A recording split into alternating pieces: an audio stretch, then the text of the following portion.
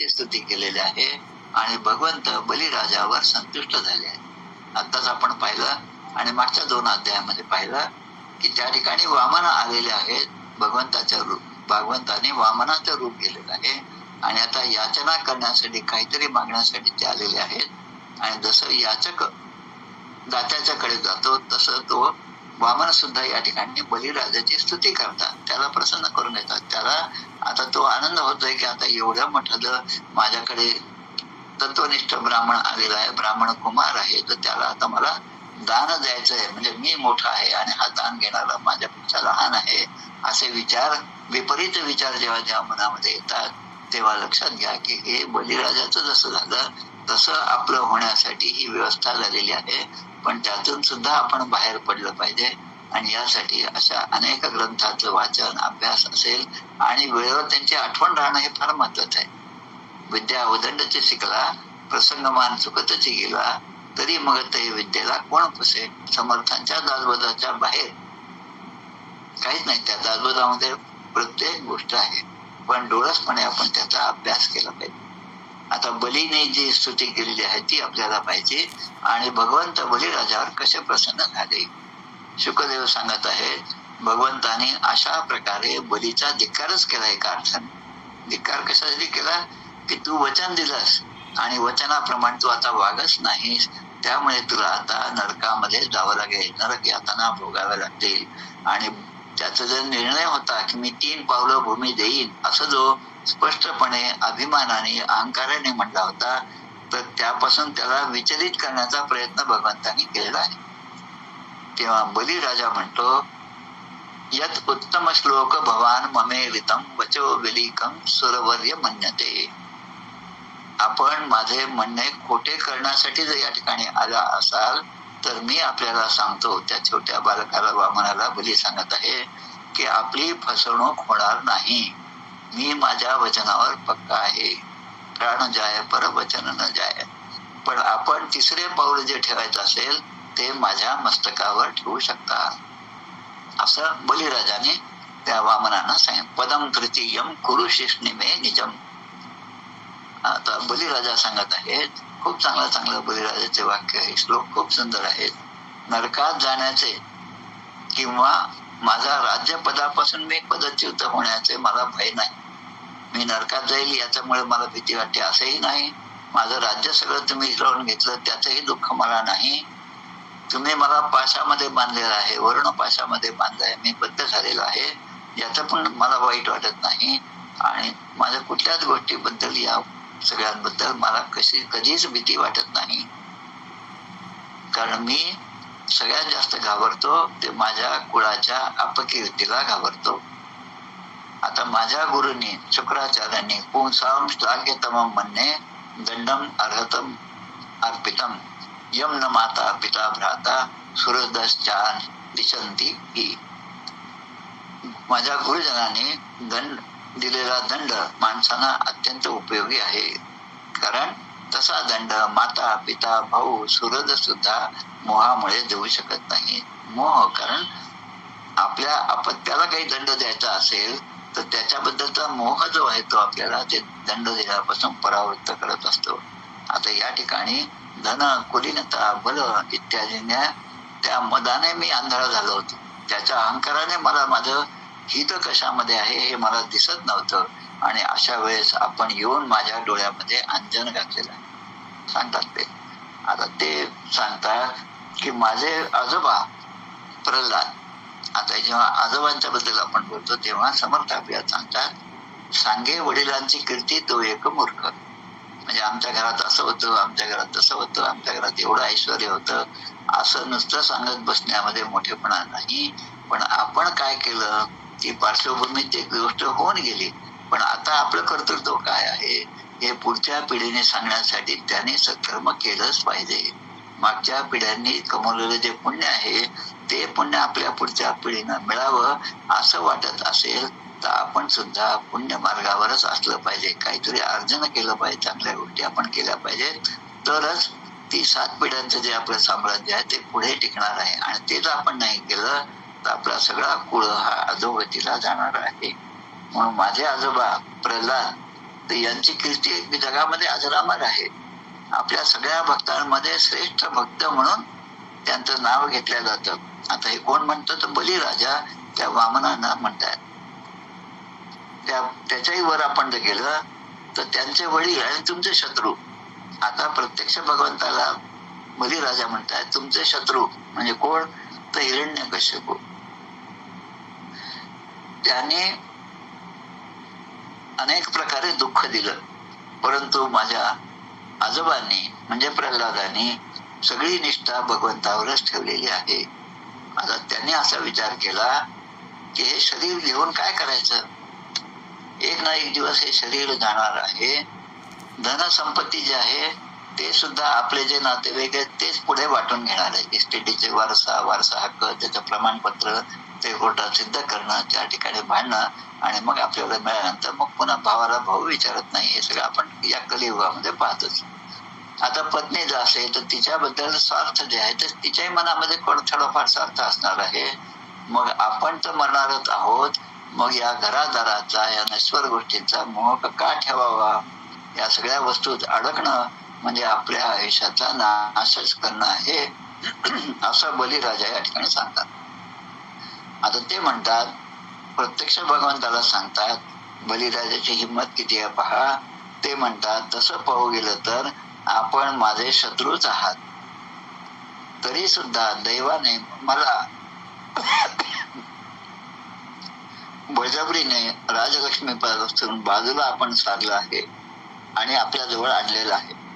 या लक्ष्मीमुळे जीवाची बुद्धी जड होते. लक्ष्मीचा भरोसा धरी तो एक मूर्ख, समर्थ सांगतात. म्हणजे लक्ष्मीचा भरोसा आणि लक्ष्मी ऐश्वर्य आल्यानंतर जो मागील ओळखी विसरी तो पण मूर्ख. म्हणजे लहानपणी ज्यांच्या बरोबर आपण खेळलो आणि आता आपण खूप खूप मोठ्या पदावर गेलो आणि मग आपल्या लहानपणच्या मित्रांवर जे प्रेम आपण लहानपणी ठेवलं ते जर आता आपण बाळगत नसो, त्यांना आता ओळखतही नसो, तर त्या लक्ष्मीच्या भरोश्यावर असं जास्त राहू नका. लक्ष्मी आली काय आणि गेली काय, ती केव्हाही जाणार आहे. त्यामुळे सत्कर्म हेच त्या लक्ष्मीला स्थिर राहण्यासाठी आणि ज्याची लक्ष्मी तो आपण बळकट धरावा. अंतरिवस्था नारायणे लक्ष्मीच काय होणे, ज्याची लक्ष्मी तो आपण बळकट धरावा. जसे सतरा समास 5 अजपा निरूपणामध्ये ही ओळ येते. तर त्याने आता पाहिलं की आपले आजोबा जे आहेत ते त्या ठिकाणी आलेले आहेत. प्रल्हाद स्वतः तिथे आलेले आहेत. तत्स्तेहम भाषमाणस्य प्रल्हादो भगवत्प्रिय आजगाम कुरश्रेष्ठ राकापतीर इवोत्थितः. प्रत्यक्ष आजोबा प्रल्हाद त्या ठिकाणी आलेले आहेत. बलिराजाने पाहिलं आपले आजोबा आलेले आहेत आणि आजोबांना पाहिल्यानंतर आतापर्यंत बलिराजा जसं आपल्या आजोबांचं स्वागत करत होते, चरणामृत घेत होते, तसं करण्याची इच्छा मनामधून झालेली आहे, पण ते काही करू शकत नव्हते, कारण ते बली आता त्या वरुणपाशामध्ये बांधल्या गेलेले आहे. मग आता अशा वेळेस माणूस काय करतो, आता आपले हात बांधलेले आहेत, आपण हाताने नमस्कार करू शकत नाही, आपण खाली वाकून नमस्कार करू शकत नाही, तर आपण आपल्या मानेने त्यांचं स्वागत करतो. नुसती मान कोणीतरी पण समोरच्या माणसाच्या लक्षात येते की हा आपल्याला नमन करत आहे. त्याच प्रकारे केवळ मस्तक लवलं आणि त्या बलिराजाने त्या प्रल्हादाचं आपल्या आजोबांचं स्वागत केलेलं आहे. आणि मग त्याने पाहिलं की हे जे नारायण आहेत, हा जे वामन आहेत, भगवंतच आहेत, ते त्या ठिकाणी उभे आहेत. आता बलिराजाने सुद्धा वामनांच्याकडे पाहिलेलं आहे आणि वामन या प्रल्हादाने सुद्धा पाहिलेले आहे. आणि त्याने पाहिलं की पार्षद जे आहेत ते भगवंताची स्तुती करत आहेत, त्यांची सेवा करत आहेत. त्यामुळे प्रल्हादाचं शरीर सुद्धा रोमांचित झालं आणि प्रल्हाद त्यांच्या जवळ गेले आणि ते आपल्या स्वामी जवळ गेले आणि जमिनीवर डोकं ठेवून प्रल्हादाने त्या वामन रूपातील भगवंताचे आशीर्वाद घेतलेला आहे. आता प्रल्हाद म्हणतात त्या ठिकाणी की बलीला हा जरी माझा नातू असला, एवढं त्याने ऐश्वर्य कमावलेलं असलं तरी पण त्याला आपण इंद्रपदच दिले होते. म्हणजे हा पुढचा इंद्र होईल असं तुम्ही आशीर्वाद दिला होता आणि आज आपण तेच काढून घेतले. म्हणजे एकीकडे त्याच्यावर कृपा केली आणि जी कृपा केली ती आता आपण काढून घेतलेली आहे. अनन्याश्चिंतयन्तो मां ये जनः पर्युपासते तेषां नित्याभियुक्तानां योगक्षेमं वहाम्यहम्. श्रीमद भगवद्गीतेमधील 9व्या अध्यायातील 22वा श्लोक. मी जसं नेहमी सांगतो तसं आमच्या रामसुखदास महाराजांचे जे गीता आहे साधक संजीवनी, त्यामध्ये या श्लोकाचा अर्थ प्रत्येकाने वाचावा असा आहे. योगक्षेमम वहाम्यहम. योग म्हणजे काय आणि क्षेम म्हणजे काय, या दोन्ही गोष्टी त्याने त्या ठिकाणी दिलेल्या आहेत. योग म्हणजे आपल्याला जे प्राप्त होण्यासारखं आहे ते भगवंत आणून देतात, पण जे प्राप्त झाल्यानंतर आपल्याकडून प्रमाद घडत असेल तर ते आपल्याकडून हिरावून घेणं सुद्धा ते क्षमच आहे. तर आत्म्याला मोहित करणाऱ्या या राज्यलक्ष्मीला तुम्ही त्याच्यापासून दूर केलेलं आहे असं प्रल्हाद म्हणतात या बलिराजाचे. आता लक्ष्मीच्या मदाने या सगळ्या श्रीमंतीमुळे विद्वान पुरुष सुद्धा मोहित होतात आणि म्हणून प्रल्हाद महाराज जे आहेत, प्रल्हाद जे आहेत ते नारायणाला नमस्कार करतात. शुकदेव सांगतात प्रल्हाद हात जोडून त्यांच्या समोर उभे आहेत आणि त्यांच्या देखतच ब्रह्मदेव सुद्धा त्या ठिकाणी आहेत. ते भगवंतांना आता काहीतरी सांगू इच्छित होते. आणि इतक्यामध्ये बलीची जी पत्नी आहे विंध्यावली, या बलीच्या पत्नीने तिचं त्या ठिकाणी आगमन झालंय. तस्या अनुसृण्वन्तो राजन प्रल्हादस्य कृतांधळे हिरण्यगर्भ भगवान उवाच मधुसूदन बद्धम वीक्षम पतिम साध्वी. ही विंध्यावली त्या ठिकाणी आली आणि तिला दिसलं की आपला पती या ठिकाणी बांधलेला आहे, त्या वरुणपाशामध्ये त्याला बांधून ठेवलेलं आहे. आणि हे पाहून तत्पत्नी भयविभरा, तिला आता भीती वाटू लागली, विवळ झाली. आणि प्रांजली प्रणतोपेंद्रम बभाषे वाङ्मुखी नृपः. आणि ती आता भगवंताच्या चरणांना तिने नमस्कार केला आणि हात जोडून भगवंताकडे पाहत ती असं म्हणते. विंध्यावली काय म्हणते पाहूया आपण. क्रीडार्थम आत्मन इदम त्रिजगत कृतम ते. हे भगवंता, तुला खेळायचं होतं म्हणून तू हे सगळं जग, हे सगळं विश्व निर्माण केलेलं आहे. खेळ म्हणजे भगवंताचा खेळ आहे आणि त्या खेळामध्ये तू हे सगळं चराचर विश्व निर्माण केलं, ते तुझ्यापासून निर्माण झालं. तू त्यामध्ये रमत आहेस, क्रीडत आहेस, खेळत आहेस आणि नंतर तुला जेव्हा या खेळाचा कंटाळा येईल तेव्हा तोच खेळ तू सुद्धा मोडून टाकणार आहेस. जसं लहान मुलाने पत्ते घेऊन त्या पत्त्याचं घर तयार करावं, ते तयार करताना त्या मुलाला जो आनंद होतो तो आनंद त्याचा फार काळ टिकत नाही. थोडा वेळ खेळला की मग त्याला त्या ठिकाणून कंटाळा यायला लागतो आणि मग तोच एक फुंकर मारून तो सगळा पत्त्याचा जो बंगला तयार केलेला असतो तो सगळा मोडून टाकतो. म्हणजे या ठिकाणच्या तीनही गोष्टी, उत्पत्ती, स्थिती आणि लय, हे सगळा तुझा खेळच आहे.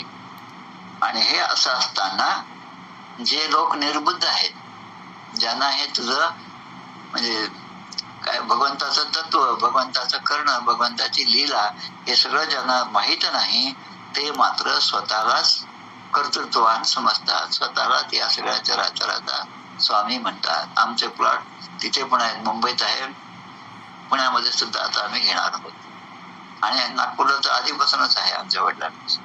म्हणजे या सगळ्या गोष्टींचा अभिमान किती बाळगावा हे सांगतात. आणि म्हणून या ठिकाणी म्हटलंय लोक निर्बुद्ध आहेत आणि ते स्वतःला स्वामी म्हणतात.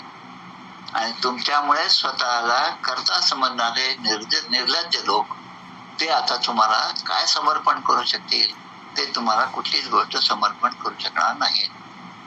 असत्यापासून वाचण्यासाठी, असत्य काय, 3 पावलं जमीन मी देईल, 3 पावलं मी देईल, आणि पण आता ते त्याच्यापासून वाचण्यासाठी आता 3रे पाऊल कुठे ठेवावं असा जो आपला प्रश्न होता, तर तुमच्याच मालकीचे मस्तक म्हणजे मी सुद्धा तुमचाच आहे आणि आतापर्यंत तुम्ही माझ्यापासून सर्वच हिरावून घेतलं, आता मी सुद्धा तुमचाच आहे.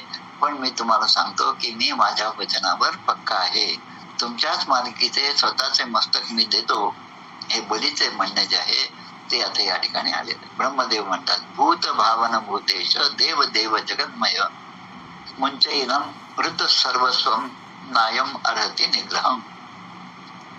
ब्रह्मदेव आता सांगतात की आता या बलीचं सगळंच नष्ट झालेलं आहे, याचे सर्वस्व तुम्ही हरण केलेलं आहे, मग आता याला वर्णोपाशाच्या बंधनात टाकणं योग्य नाही, तुम्ही त्याला सोडा.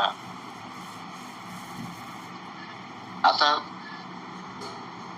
ब्रह्मदेव सांगत आहे जो मनुष्य कृपणता सोडून शुद्ध अंतःकरणाने आपल्या चरणांना अभिषेक करतो, पाण्याने का असेना पण अर्घ्य देतो, एखाद्या दुर्वादराने आपली खरीखुरी पूजा करतो, त्याला सुद्धा उत्तम गती अशी प्राप्त होते. पत्रम पुष्पम फलम तोयम यो मे भक्त प्रणश्यती. आणि दुसरीकडे काया वाचा आणि मने पत्रे पुष्पे फळे जीवने काहीतरी एका भजने सार्थक करावे समर्थ सांगतात. भक्ती निरूपण नावाच्या दुसऱ्या दशकामध्ये समासा चौथा समास त्यामध्ये काया वाचा आणि मने पत्रे पुष्पे फळे जीवने.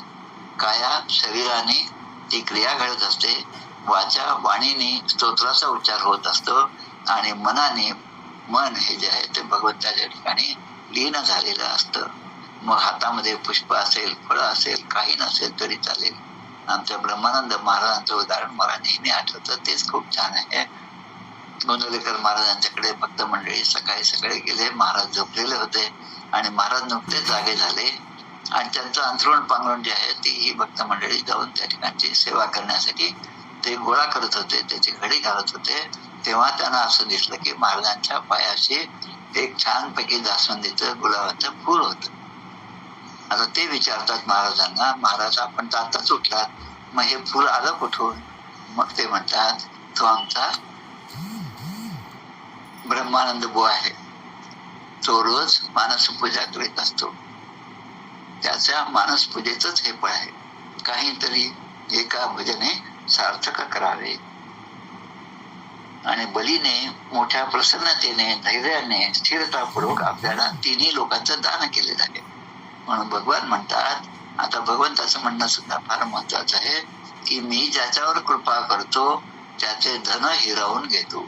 आता ही गोष्ट समजण्यासाठी फार अवघड आहे. ज्याच्यावर कृपा करतो त्याचे धन हिरावून घेतो.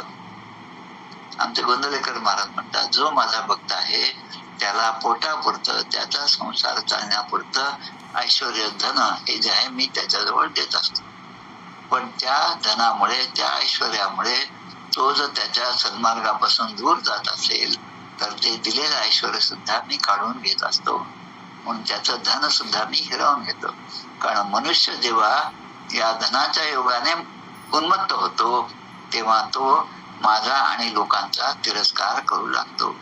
एकदा खिशामध्ये पैसे आले, आतापर्यंत गरिबी होती तेव्हा जाऊन भगवंताच्या त्या मंदिरामध्ये जाऊन रोज मस्तक टेकवत होता, आणि थोडी श्रीमंती आल्यानंतर रस्त्याने जाता जाता ते भगवंताला नुसतं टाटा करत होते.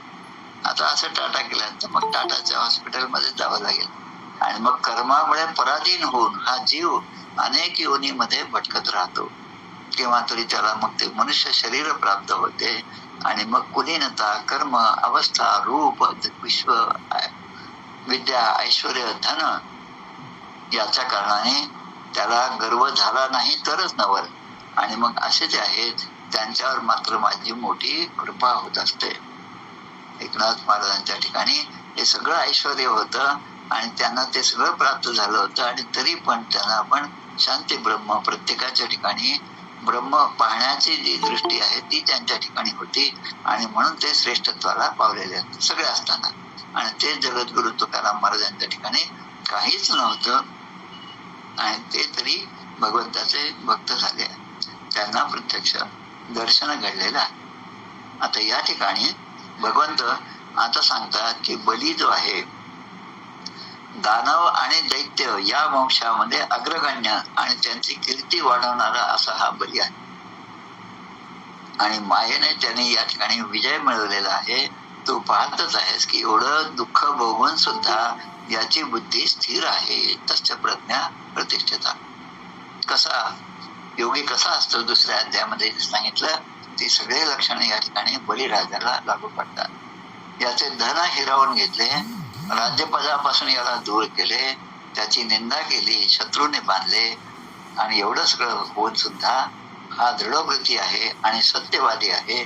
सत्याला अनुसरून याने धर्म कधीही सोडला नाही. भगवंताची बलिराजावर कृपाच झाली. एष मे प्रापिता स्थानम दुष्प्राप ममलैरपी सावर्णे अनंतरस्य यम भवितेंद्रो मदाश्रया. तर भगवंताची कृपा काय झाली या बलिराजाला, त्याला जरी सूत्रामध्ये टाकला असेल तरी भगवंत सांगतात की देवतांना सुद्धा खूप प्रयत्न करून जे प्राप्त होत नाही ते मी याला दिलेलं आहे. काय दिलं तर सावर्णी मन्वंतरामध्ये हा माझा परमभक्त असणारा बली हा पुढे इंद्र होणार आहे असा त्यांनी आशीर्वाद दिला. सावर्णी मन्वंतर आता जे आहे ते आपलं वैवस्वत मन्वंतर. पुढच्या मन्वंतरामध्ये हा जे जसे सप्तऋषी आहेत, जशा देवता आहेत, त्या सगळ्या त्या देवतांचा राजा इंद्र हा पुढे बलिराजाच होणार आहे असा मी त्याला आशीर्वाद दिलेला आहे.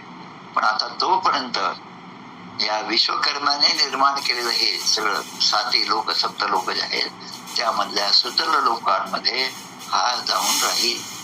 आता सुतर लोक म्हणजे आता त्याला त्याची अधोगती झाली, तो पाताळामध्ये गेला असं समजू नये आपण. पण या सुतर लोकांचं एक वैशिष्ट्य या ठिकाणी खूप छान सांगितलं आहे.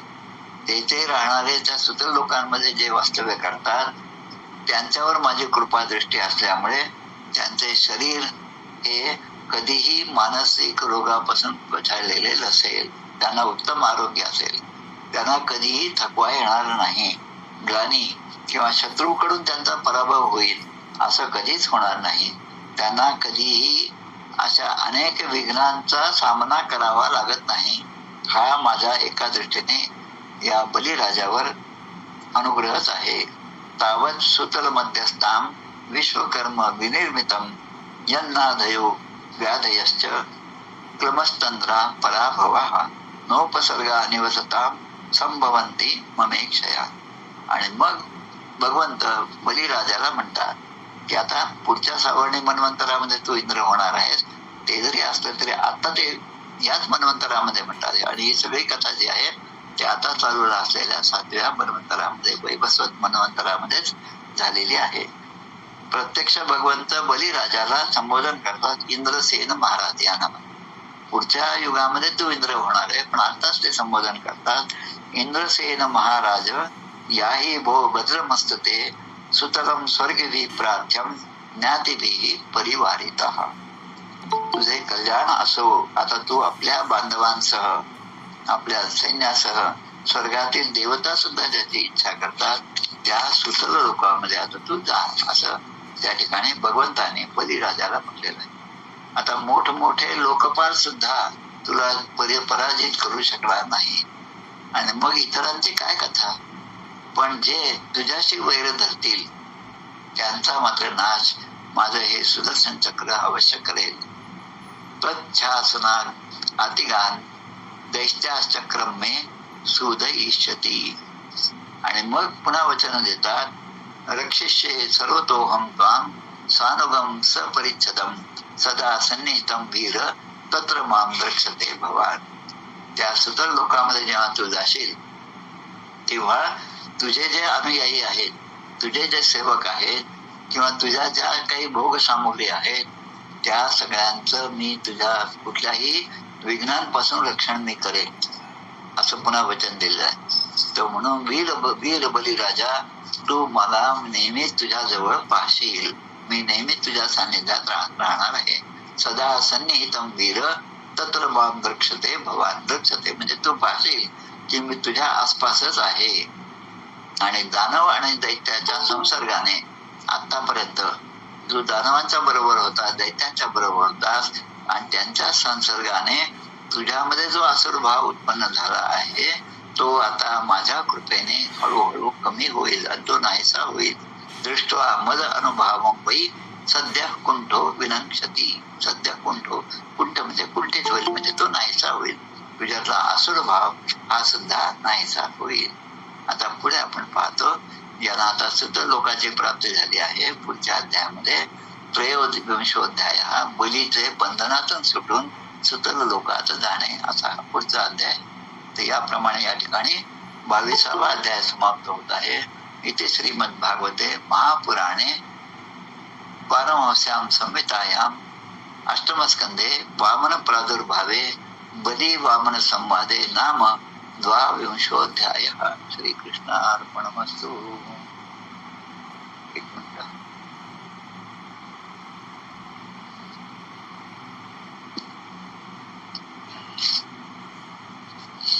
आता पुढच्या शुक्रवारी 23वा आणि 24वा अध्याय आपल्याला पाहायचा आहे. म्हणजे हा अष्टमस्कंद आपला पूर्ण होईल. जय हो जय श्री भागवता, आरती करी तुझ भगवंता.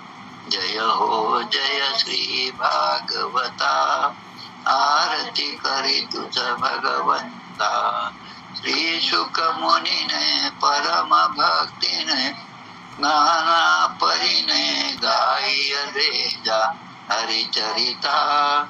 आरती करी तुझ भगवंता. वेद तरुचे मधुर फळ, स्वादुर से जे सोज्वळ. आत्मा राम मुनी अचळ, सेवुनी करीती जन सफळ. महापर्वणी आली अवनी, की अगहरणी भवजल तरणी. ती पतिता आरती करी तुझ भगवंता. येथे व्यासाची वाणी, सार्थक हरी गुण गावोनी. शास्त्र पुराणी मुकुटमणी, परम प्रेमामृत जननी. सहज सेविता भाविक भक्ता, उदार दाता मोक्ष तत्वता देहाता. आरती करी तुझ भगवंता. गमते जणु मानस तीर्थ, द्वादशन सोपाने युक्त. निर्मल भक्ती जले भरित, विहरे हरिहंस तिथेथ. श्लोक सुकुमले संत अलिकुले, सेवून रमले भान विसरले. रस पिता आरती करी तुझ भगवंता. अपार महिमा संता ग्रंथाचा, वदवे ना कोणासाचा. मेवा कविवर संताचा, प्राणची कीर्तनकाराचा. जणू बोधाचा स्वयं प्रभेचा, द्वादश कळीचा रवी अंतरीचा तमहर्ता. आरती करी तुझ भगवंता. ग्रंथ नव्हे हा श्री कृष्ण, गीते वेदी मन पूर्ण. अनन्य होता या शरण, कथित टळे जन्मा मरण. त्रितापदाती चिरये शांती, नाथी वदती रामपदी ठेवी माथा. आरती करी तुझ भगवंता. जय हो जय श्री भागवता, आरती करी तुझ भगवंता. गोपाल कृष्ण भगवान की जय. जय जय रघुवीर समर्थ.